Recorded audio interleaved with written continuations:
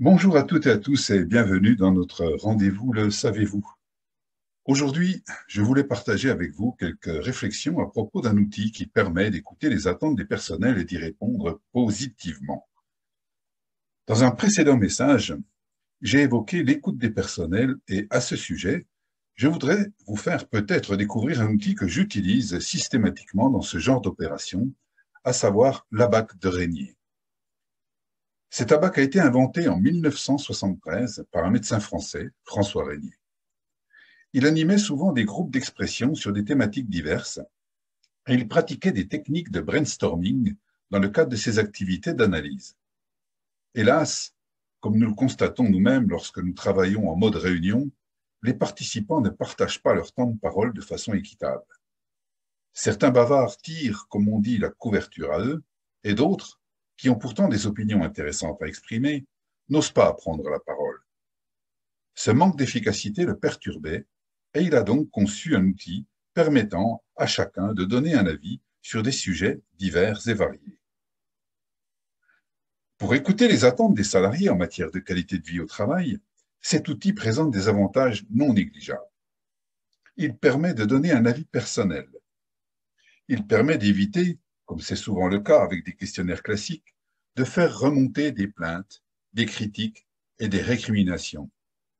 Le cas échéant, il est difficile de répondre positivement et rapidement à toutes ces réclamations, et de ce fait, on crée une insatisfaction des personnels, lesquels ne voient pas arriver de solution à leurs doléances.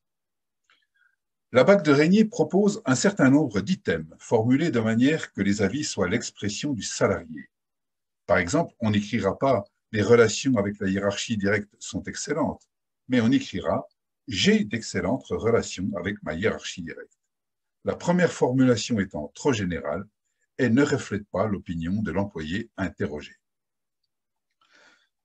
Celui-ci donne son avis pour chaque item proposé, qui sont donc des sujets centrés sur la qualité de vie au travail, en renseignant ses réponses à l'aide d'un code couleur.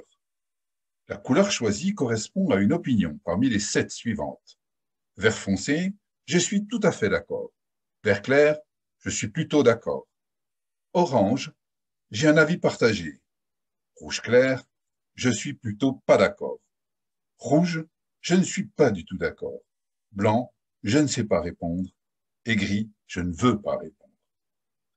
Les réponses, anonymes, cela va de soi, sont analysées ensuite pour faire apparaître les sujets qui présentent une majorité de rouge, je ne suis pas du tout d'accord, et une majorité de gris, je ne veux pas répondre. Cette option mettant en évidence des sujets tabous qu'il convient aussi d'aborder et de traiter.